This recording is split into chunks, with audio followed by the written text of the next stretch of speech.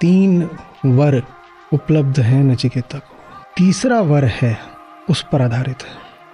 तीसरी बात पूछते हैं नचिकेता यम से कि मुझे मृत्यु और आत्मा के विषय में बताइए। ये तीसरी बात है, मुझे मृत्यु का रहस्य बताइए। बताइए कि आत्मा मृत्यु के बाद होती है कि नहीं, कि इस देह का और आत्मा का कुछ संबंध है कि नहीं। और उस प्रश्न का पूरा समाधान किया जा चुका है। उपनिषद और किस लिए हैं, कठोपनिषद और किस लिए। लोगों को तब भी जिज्ञासा होती थी कि मरने के बाद कुछ बचता है नहीं बचता है। ये पूरी प्रक्रिया जो है वो समझा दीजिए। तो नचिकेता को न सिर्फ समझा देते हैं, सुन भी लेते हैं नचिकेता से कि हाँ भाई दोहराओ, हमने जो सब बताया तुमने स्मरण कर लिया कि नहीं कर लिया। कि तो स्मरण करने की बात है, प्रक्रिया ऐसे ऐसे करना होता है, फिर ये है, फिर ऐसे वेदी बनाओ, ये आहुति दो, ये सामग्री होनी चाहिए। तो नचिकेता सब दोहरा के बता भी देते हैं। यमराज कहते हैं ठीक है, इसको स्मृतिस्थ हो गया और कंठस्थ हो गया, बात पूरी हो गई। और ये तक कह देते हैं कि अब ये जो पूरी अग्नि विद्या है ये तुम्हारे नाम से जानी जाएगी नचिकेता। नचिकेता ने ये वर तो मांगा भी नहीं, ये अतिरिक्त ही दे दिया। हमने कहा इतने इस वक्त खुले मन के हो रहे हैं, उदार मन के हो रहे हैं कि वो सब देने को अभी राजी हैं। लेकिन जब तीसरा वर मांगते हैं नचिकेता तो यमराज कहते हैं मैं नहीं। और एक के बाद एक श्लोक आएंगे, हम पहुंचेंगे वहां पर, अगले ही सत्र में पहुंच जाएंगे। एक के बाद एक श्लोक आते रहेंगे जहां यमराज कहते रहेंगे अच्छा ये ले लो, अच्छा वो ले लो। पहले वर में नचिकेता ने मांगा, यमराज ने दिया, तथास्तु, वत्स सुखी भाव, खत्म। दूसरे वर में नचिकेता ने मांगा, यमराज ने कहा अरे तुम एक चीज मांग रहे हो, लो 1.5 चीज लो, जितना मांग रहे हो उससे अधिक कुछ अतिरिक्त ही ले लो, तथास्तु फिर से।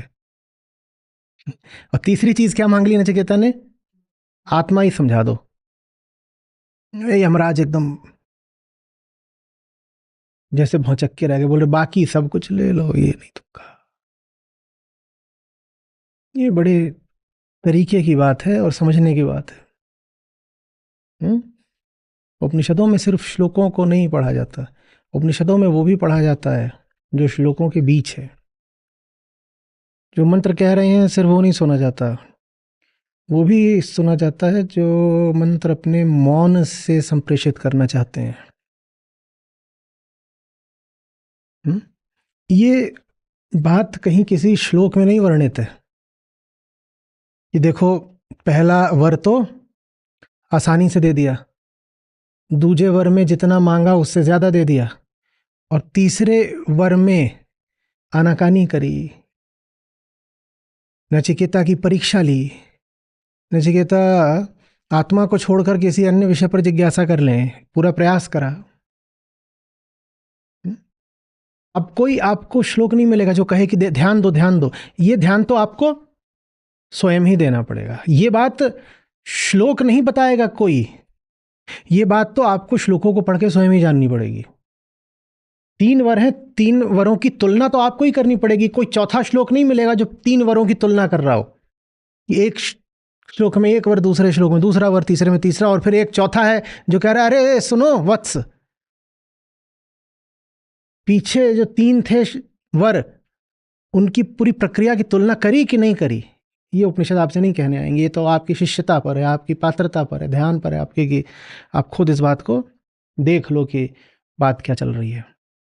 तो हमने कहा कठोपनिषद की जो सारी गरिमा है वो तीसरे वर से है, ब्रह्म विद्या, आत्मविद्या।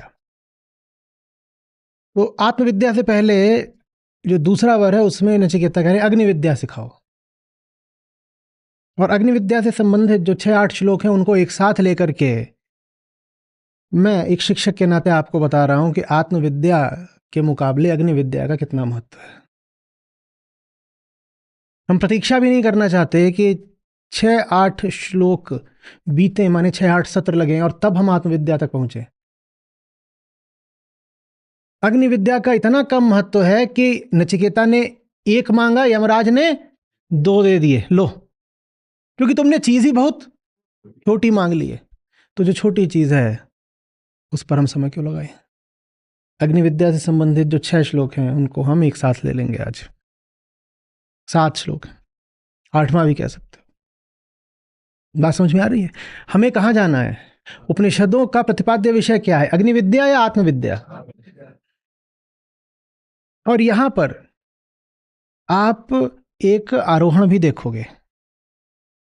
जो पहला वर था वो बिल्कुल व्यक्तिगत तल पर था। तो सबसे छोटी चीज होती है कि कोई मिला, उसने कहा कुछ चाहिए और आपने अपने लिए मांग लिया। नचिकेता ने किसके लिए मांग लिया था? अपने पिता के लिए। किसके पिता के लिए? पूरे जगत पिता के लिए। तो एकदम ही छोटी चीज थी। तो वहां तो शुरुआत होती है कि एकदम ही जो सबसे छोटी चीज होती है, देह के पिता। तो तुमने देह से संबंधित कोई बात पूछ ली, तुमने देह से संबंधित कोई बात पूछ ली। दूसरा वर्ग किस बारे में है? कह रहे हैं अरे जो कहा जाता है कि यज्ञ इत्यादि करके स्वर्ग तुल्य सुख मिलता है, वो बता दीजिए वो सब क्या बात है। अब वो सब बातें क्या हैं? वो लोक सत्य हैं।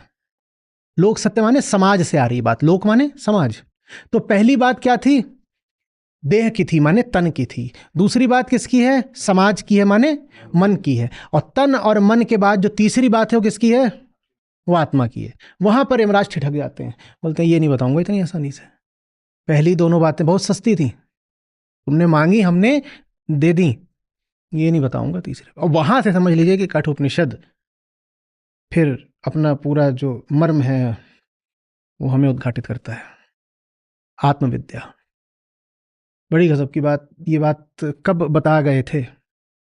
हाँ, हम मानते हैं कोई इसमें ऐतिहासिक प्रमाण उपलब्ध नहीं है कि कठही ऋषि थे, तो उन्हीं के नाम पर है। और भी तरीके का अनुमान है कि ऐसे नाम पड़ोगे सर।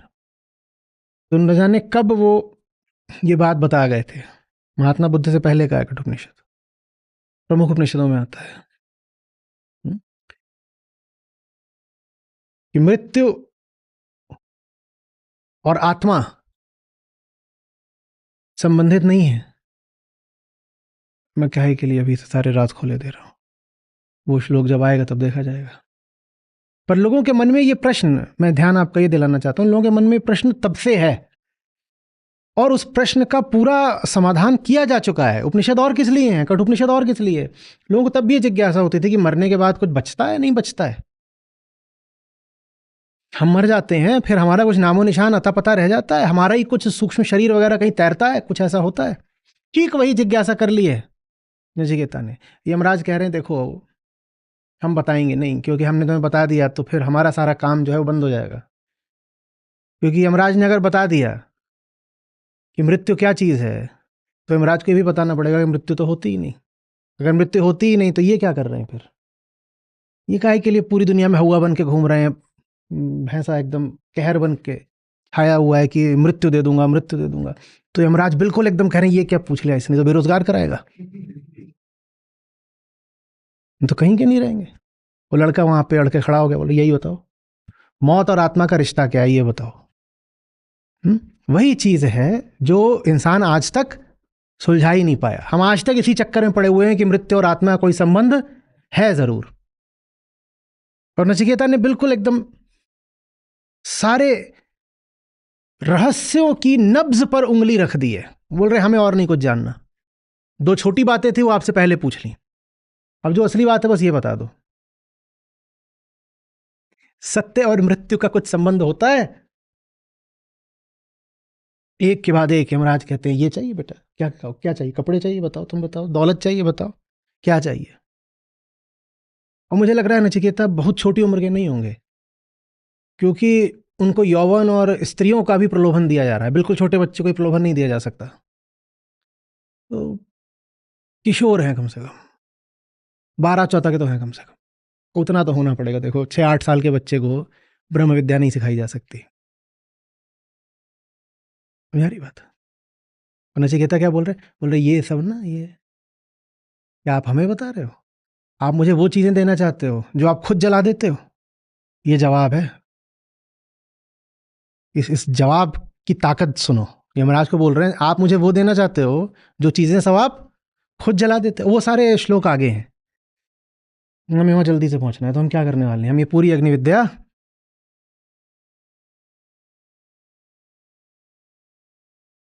समझ में आ रही बात? तो हमने कई बार कहा है कि आर्ष ग्रंथों में भी, शीर्ष ग्रंथों में भी दो हिस्से होते हैं। काल सापेक्ष, काल निरपेक्ष। वो अग्नि विद्या तब बहुत महत्व की मानी जाती रही होगी। आज क्या अग्नि विद्या का आप महत्व रख सकते हो? आज आपको कोई बोले इलेक्ट्रिकल इंजीनियरिंग पढ़ाऊंगा और कोई बोले अग्नि विद्या पढ़ाऊंगा, बोलो कहाँ दाखिला लोगे? बोलो जल्दी बोलो। इलेक्ट्रिकल इंजीनियरिंग के लिए कोई आपको तकलीफ नहीं होती, 20 लाख रुपए दे आते हो ना। अग्नि विद्या तो वो एक काल सापेक्ष विद्या थी। उस समय पर एक सामाजिक प्रचलन था। और ये मान्यता थी कि जो लोग अग्नि विद्या में पारंगत होते हैं उनको स्वर्ग का सुख मिलता है। वो चीज नचिकेता ने पूछ ली कि मुझे बता दीजिए वो सब क्या है। यमराज ने ही मन में कहा होगा कि लड़के ने बहुत छोटी चीज पूछ ली है, तो सब बता दिया। एक बार भी ये नहीं कहा कि अरे नहीं ये तुमने इतना बड़ा वरदान मांग लिया, कुछ नहीं। तो वो पूरी बात क्या है पहले उसको पढ़ लेते हैं, फिर उस पर थोड़ी सी चर्चा कर लेते हैं। तो पहला जो वरदान था आप भली भांति जानते हैं क्या? हाँ, जाओ घर जाओ, पिताजी सारी सच्चाई समझ जाएंगे और जिस अशांति के कारण वो दुनिया भर को उपद्रव कर रहे थे वो मिट जाएगी और अब वो सुख चैन की नींद सोया करेंगे। याद आ गया? अब उसके बाद नचिकेता अब दूसरा जो वरदान है, बोले देखिए स्वर्गलोक में भय वगैरह नहीं होता और स्वर्गलोक में मृत्यु वगैरह नहीं होती, बुढ़ापा नहीं होता, देवता वगैरह वहाँ वास करते हैं ना, देवताओं को हमने देखा नहीं कि बूढ़े इत्यादि होते हैं। और मैंने सुना है कि वहाँ भूख प्यास नहीं लगती और लोग हमेशा सुखी रहते हैं स्वर्गलोक के। अब मैं प्रयास कर रहा था मुझे साखी ग्रंथ मिल जाता आज, पर साखी ग्रंथ हमारा जो है वो वहाँ स्वर्ण नगरी पहुँचा हुआ है सत्र के समय, तो अब मैं कैसे आपको बताऊँ। कबीर साहब ने बड़ा सुंदर बताया है स्वर्ग के बारे में। बोले पहला बंधन स्वर्ग है, जहाँ देवता जाके फंस गए सबके सब। बोले उससे नीचे का बंधन मृत्यु लोक है। और जैसी कि पौराणिक अवधारणा है कि देवता ही मनुष्य बन के जन्म लेते हैं, बोले स्वर्गलोक में इतना सुख होता तो देवता खुद मनुष्य बन के मृत्युलोक में काहे को उतरते? बोले स्वर्ग अपने आप में एक बंधन है और सबसे पहले फंसने वाले देवता हैं, मनुष्य बाद में फंसे हुए हैं। तो जिन्होंने जाना है उन्होंने ये जो स्वर्ग माने सुख, स्वर्ग माने सुख, नरक माने दुख। पृथ्वी पर छोटा सुख होता है और छोटा दुख होता है। पृथ्वी पर छोटा सुख है और छोटा दुख है। तो हम सुख की ही अपनी अवधारणा को जबरदस्त विस्तार दे करके जिस लोक का निर्माण करते हैं उसको बोलते हैं स्वर्ग, और दुख के ही अपने अनुभव को हम जबरदस्त विस्तार दे के जिस लोक की रचना करते हैं उसे बोलते हैं नरक। तो समझने वाले ज्ञानी उन्होंने कहा है कि स्वर्ग मृत्यु लोक से भी बड़ा बंधन है, मृत्यु लोक से भी बड़ा बंधन है। क्योंकि मृत्यु लोक में तुमको ये पता तो है कि तुम फंसे हुए हो, लेकिन स्वर्ग को लेकर के तो तुम्हारी ये धारणा रहती है कि वहां पर अब कोई कमी कोई गुंजाइश नहीं शेष रह गई, जबकि शेष बहुत कुछ रह गया है। तो इसीलिए ज्ञानियों ने स्वर्ग इत्यादि को बार बार चुनौती दी और कहा है कि स्वर्ग नरक वगैरह कुछ नहीं, मुक्ति चाहिए होती है। और स्वर्ग नरक की ज्यादा बात करोगे तो स्वर्ग नरक की कैद में फंस जाओगे, मुक्ति कभी नहीं पाओगे।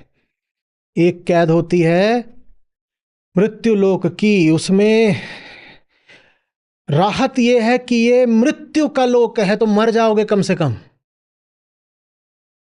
बोले दूसरी कैद होती है और बड़ी कैद होती है स्वर्ग लोक की, वहां तो ये माना जाता है कि मरते भी नहीं। वहां ये होता है कि जब खुद ही ऊब जाते हो तो भग जाते हो, और भग के वहां से कहां जाओगे, वहां से फिर जमीन पर आते हो मरने के लिए, क्योंकि स्वर्ग में मर नहीं सकते। पर स्वर्ग में बस अधिक से अधिक क्या मिलता है? सुख।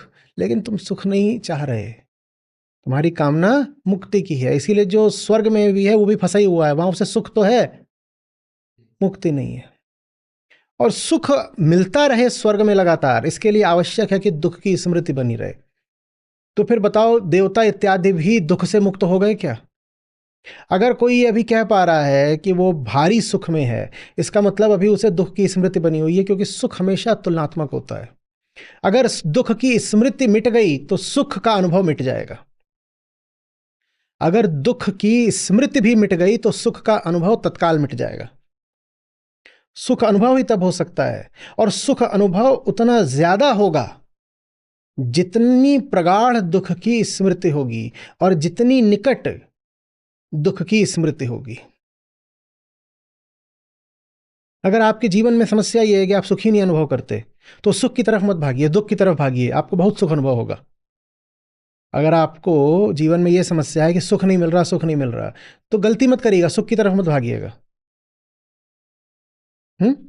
उदाहरण के लिए, आपको रोज एक ही रोटी खाने को मिलती है, आपकी समस्या यह है कि भरपूर भोजन का सुख नहीं मिल रहा, तो भरपूर भोजन की तलाश मत भागिए, 2 दिन कुछ मत खाइए, फिर जब एक रोटी भी मिलेगी तो बहुत सुख लगेगा। समझ में आ रही बात? क्योंकि सुख हमेशा तुलनात्मक होता है। जिसको अभी सुख अनुभव हो रहा है वो दुख को पीछे छोड़ नहीं पाया है। सुख बंधन है, द्वैत में अभी फंसे हुए हो। ये दुनिया का नियम रहा है। जो लोग एक स्थिति में बहुत बुरा अनुभव करते हैं, कहते हैं सुख नहीं है, सुख नहीं है, उनको उससे भी बदतर स्थिति में धकेल दिया जाता है। फिर वो अपनी पुरानी स्थिति में अपनी ही रजा से हंसते खेलते अपनी सहमति से वापस आते, कहते हैं अरे इसी में बहुत सुख था। क्योंकि सुख तुलनात्मक होता है। कोई एक स्थिति में सुख नहीं मान रहा, उसे उससे बदतर स्थिति में डाल दो, वो बहुत सुख मानने लग जाएगा। वो कहेगा मुझे पुरानी मेरी स्थिति लौटा दो। तो स्वर्ग अधिक से अधिक आपको क्या देता है? सुख देता है। तो अध्यात्म का उद्देश्य स्वर्ग नर्क नहीं होता। स्वर्ग नर्क तो बस हमारी सांसारिकता का विस्तार होते हैं। यही अंतर आ जाता है धर्म में और अध्यात्म में। धर्म का लक्ष्य होता है अनंत सुख। कहाँ जाकर के? स्वर्ग में। धार्मिक आदमी से मिलेंगे, उससे पूछेंगे क्या चाहिए, वो कहेगा बढ़िया काम कर रहा हूँ, मरने के बाद स्वर्ग मिलेगा। आध्यात्मिक आदमी के पास जाएंगे, बोलेंगे क्या है, बोलता है जीवन मुक्ति चाहिए, मुक्त होना है। ये स्वर्ग नरक के पचड़ा में थोड़ी पड़ना है, मूर्खता। तो कभी आपसे कोई प्रश्न करे कि धर्म और अध्यात्म में अंतर बताइए, तो अंतर बताने का ये एक अच्छा तरीका है कि धर्म का लक्ष्य होता है स्वर्ग और अध्यात्म का लक्ष्य होता है मुक्ति। हालांकि हम जिस धर्म की बात कर रहे हैं वो लोक धर्म है, जिसका लक्ष्य होता है स्वर्ग। अगर वास्तविक धर्म हो तो उसका भी लक्ष्य मुक्ति ही है। सुख तो कामना है ना, तो ये धर्म कैसा है जो कामना पूर्ति का साधन बन रहा है और कह रहा है स्वर्ग दिला दूंगा? ये तो बहुत सांसारिक, एकदम लौकिक है। तो ऐसा ही है कि चलो जलेबी की दुकान में बड़ा मजा आएगा। जलेबी की दुकान में जाके मजा लेने में और मरने के बाद स्वर्ग की जलेबी खाने में कोई अंतर है क्या? और स्वर्ग में ऐसी ऐसी जलेबियां हैं कि कोई तुलना नहीं। इतने ही लोग लगे हुए हैं अपने पुण्यों का गोदाम भरने में ताकि स्वर्ग वाली जलेबी खाने को मिले। ये जबरदस्त अप्सराएं हैं और ऐसी ऐसी नदियां हैं और दूध और शहद बह रहा है और कल्प वृक्ष है, उसके सामने खड़े होकर आप कुछ मांगेंगे मिल जाएगा। सदा वहां बसंत बहार रहता है, कभी ये नहीं कि खराब मौसम आ गया, आंधी तूफान आ गया। कभी सुना स्वर्ग में प्रलय आ गई, बाढ़ हो गई? स्वर्ग में क्लाइमेट चेंज भी नहीं होता। माने जो कुछ आपको इस जमीन पर चाहिए और जो जो कामनाएं वासनाएं आपकी पूरी नहीं होती, वो सब कहां पूरी होती हैं? स्वर्ग। कभी आप कोई कहानी पढ़ने को नहीं पाएंगे कि एक बार स्वर्ग में एक की ट्रक से कुचलकर कुत्ते की मौत हो गई और उसकी लाश पड़ी हुई थी वहां स्वर्ग के किसी एक्सप्रेसवे पर और उस पर से गाड़ियां गुजर गई। ऐसा तो होगा नहीं। नहीं, स्वर्ग के ट्रक वाले कैसे जबरदस्त हैं, वो स्वर्गीय है ना सब। तो ये है साखी। प्रथम फंसे सब देवता, बिलसे स्वर्ग निवास, मोह मगन सुख पाइया, मृत्यु लोक की आस। सबसे पहले ये सब देवता फंसे हैं, जाके स्वर्ग लोक में बैठ गए, वहां निवास कर रहे हैं। तो मोह मगन होके इन्होंने सुख तो सारे मिल गए। जब सारे सुख मिल गए तो फिर मोह मगन सुख पाइया, मृत्यु लोक की आस। तो बोले मृत्यु लोक भेज दो ना। क्योंकि सुख का अनुभव सिर्फ हो सकता है जब दुख मिले, और सुखी सुख मिल रहा है तो सुख मिलना बंद हो गया। सुखी सुख मिल रहा तो सुख मिलना बंद हो गया। सब देवता क्या बोल रहे हैं? नीचे नीचे जाने दो प्लीज।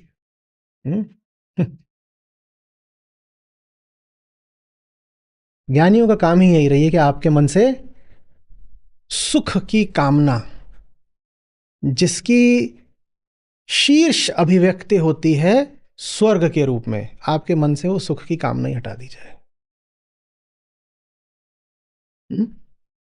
और वो इतनी जबरदस्त कामना होती है कि उसके लिए आदमी लौकिक सुख त्यागने को भी तैयार हो जाता है।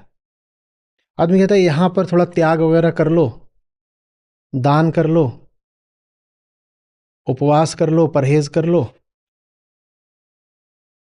उसके बाद तो अप्सराएं अपने हाथों से आके खिलाएंगी। स्वर्ग की अप्सराएं आप समझ रहे हैं ना क्या है? ये दो बातों की ओर इशारा करती हैं। पहली बात, धर्म पुरुषों के हाथों में रहा है, और दूसरी बात, जिनके हाथों में रहा है वो वासना से पार नहीं गए थे। नहीं तो अप्सराएं ही क्यों होती वहां पे? अप्सराओं का पुल्लिंग क्या होगा? जो भी होता होगा वो भी होना चाहिए था। हाँ, गंधर्व, हम गंधर्वों के विषय में ऐसा कोई वृतांत हमने सुना नहीं जो अप्सराओं के बारे में सुनने को मिलता है। अप्सराओं के बारे में क्या क्या सुनने को मिलता है, ये इसके लिए पढ़ो कथाएं कि इंद्र ने अप्सरा से क्या बोला, और फिर ये अप्सरा, फिर वो अप्सरा। तो पहली बात तो धर्म पुरुषों के हाथों में रहा है। नहीं तो स्वर्ग में अप्सराएं ही क्यों हैं? और अब दुनिया भर में जहां भी जाओ वहीं है। जन्नत में हूरें हैं, उधर हेवन में एंजल्स हैं। धर्म किसके हाथ में रहा है? पुरुष के हाथ में रहा है। और जिन पुरुषों के हाथ में रहा है वो कोई बड़े सात्विक लोग नहीं रहे। नहीं तो इन षोडशी कन्याओं को काहे को वहां बैठा देते? चल रंभा और उर्वशी और मेनका, यही स्वर्ग है और क्या स्वर्ग है? उम्र उनकी बताते हैं 16, 16 माने हाई स्कूल की लड़की। सोचो कैसी होती है 10वीं की छात्रा, उसको स्वर्ग की अप्सरा बना दिया, बोलते षोडशी कन्या। कोई तरीका है ये? तो इसीलिए ज्ञानियों ने कहा ये स्वर्ग वगैरह बिल्कुल छोड़ दो, बातें मुक्ति की बात करो। नहीं, कोई चक्कर नहीं है सब स्वर्ग वगैरह, मुक्ति की बात करो। तो उनसे पूछा भी जाएगा, आप उपनिषदों में जहां पर सीधे सीधे प्रश्न करा गया कि स्वर्ग क्या है, नर्क क्या है, कहीं नहीं कहा जाएगा कि मृत्युपरांत किसी लोक का नाम स्वर्ग है या नर्क है। मैं कितनी बार उद्धृत कर चुका हूं, स्वर्ग क्या है? सत्संगति ही स्वर्ग है। और नर्क क्या है? संसारियों का साथ ही नर्क है। कौन सा उपनिषद है? निरालंब उपनिषद। तो ज्ञानियों ने फिर ये परिभाषा दे दी स्वर्ग नर्क की, क्योंकि लोगों के जबान पर स्वर्ग नर्क के नाम, ये शब्द चढ़ गए थे, तो बोले स्वर्ग नर्क स्वर्ग नर्क। तो ज्ञानियों ने कहा चलो तुम्हें स्वर्ग नर्क बोलना ही है, तो स्वर्ग की ये तुम ले लो एक ऊंची और सही शुद्ध परिभाषा, क्या? कि अगर सही आदमी की संगत में जो सुख साधु संग में सो बैकुंठ न होए, बस यही है स्वर्ग। तो बैकुंठ, बोले बैकुंठ कुछ नहीं है, यही स्वर्ग है। बैकुंठ कुछ नहीं है, जो यही है स्वर्ग, साधु के साथ बैठना ही स्वर्ग है। यही बात निरालंब उपनिषद ने कही है, बिल्कुल वही बात कि साधु के साथ बैठ गए स्वर्ग मिल गया, बैकुंठ कुछ नहीं है। अब ये बात बहुत लोगों को बहुत बुरी लगेगी, बोले तुमने बैकुंठ को ही खारिज कर दिया। अब मैंने नहीं कर दिया, ये तो हमारे उपनिषद कह रहे हैं और हमारे संत कह रहे हैं। समझ में आ रही बात? स्वर्ग कहाँ है? सत्संगति में बैठे हो तो स्वर्ग है, उसके आगे किसी स्वर्ग की कल्पना मत कर लेना, कोई और स्वर्ग नहीं होता। और किसी संसारी के साथ बैठ गए, वो दुनिया भर की यही बातें कर रहा है, ये 2 रुपया अधिक कहाँ से कैसे खींच लें, देखो फलाने राजनेता ने ये बोला है, उसके पीछे ये साजिश कर रहा होगा। पढ़ो उसमें आज कढ़ी बन रही है पर पकौड़ा हमारे यहाँ से लेंगे, यही नर्क है। जहाँ बातें कढ़ी पकौड़े के तल से ऊपर ही ना उठें, जहाँ हर समय दिमाग में रसोई पकती रहे, हींग अजवाइन लहसुन, वही नर्क है। जो सुख साधु संग में सो बैकुंठ न हो। कोई और स्वर्ग नहीं मिलने वाला। अब मर जाओगे तो फिर कौन सा स्वर्ग पाओगे? फिर साधु की संगति कर लोगे? तो स्वर्ग का अवसर अगर है तो अभी है। साधु के साथ बैठे हो तो स्वर्गीय हो। हंसते भी नहीं, क्या बता।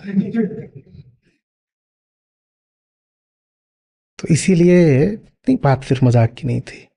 इसीलिए और जगहों पर कहा गया है कि सत्संगति वास्तव में मृत्यु का ही दूसरा नाम है। किसके पास बैठे? जो मार दे तुमको।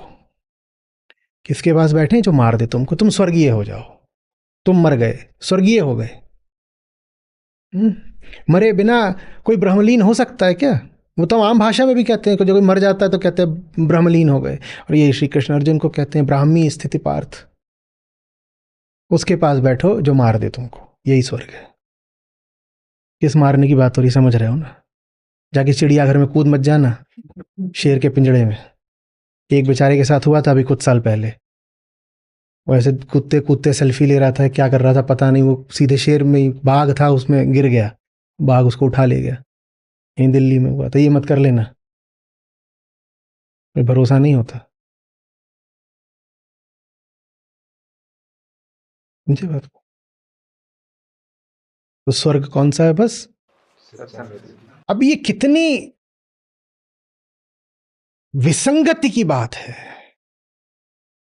और कितनी सुंदरता, क्या खूबसूरती की बात है कि स्वर्ग के विषय में प्रश्न करा गया है दूसरा, लेकिन स्वर्ग के बारे में बताया जाएगा तीसरे प्रश्न के उत्तर में।